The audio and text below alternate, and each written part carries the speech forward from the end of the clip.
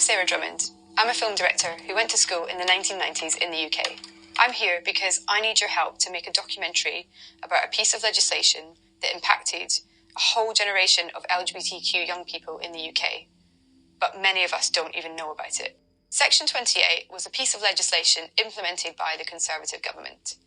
Enacted on the 24th of May 1988, the amendment stated that a local authority, and I quote, shall not intentionally promote homosexuality or publish material with the intention of promoting homosexuality. It wasn't repealed until 2003. That's just under 20 years ago.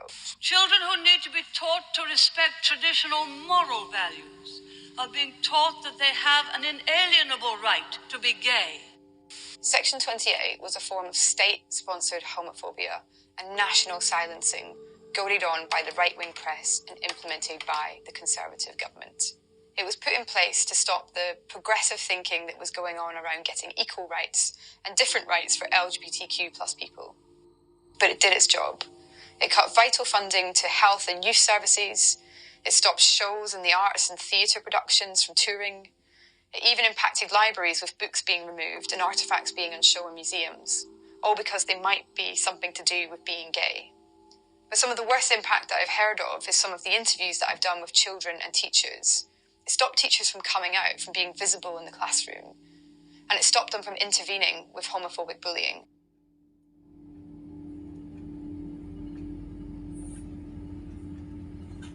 It probably took me a good 6, 7, 8 years after that to even understand what the impact of that invisibility actually was. She basically told me that I shouldn't tell anybody, not even my parents, because the world isn't safe for gay people. On the one with the target on your back, teachers will find out about it or nothing to get done because they're worried about getting any kind of punishment. There was nothing. It was like, you will grow up and you will marry in church to a nice Irish girl and you will have 2.4 children and you will raise them in the Catholic Church and you'll send them to, it was, I wouldn't say indoctrination, but it was an expectation that this is how your life will be.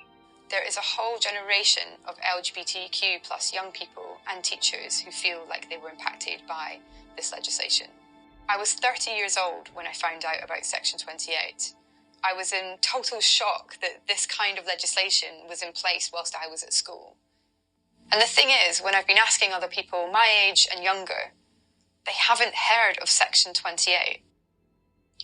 Our LGBTQ plus history is often untold, undocumented, and unrecorded. Please invest in this for future generations. I want to get these stories onto the big screen and make sure that something like Section 28 never happens again. It's only by looking back at our history do we understand how vigilant we need to be about our rights moving forward. So please help me make this film, and I promise you that we'll do our best to make the best representation of this history possible.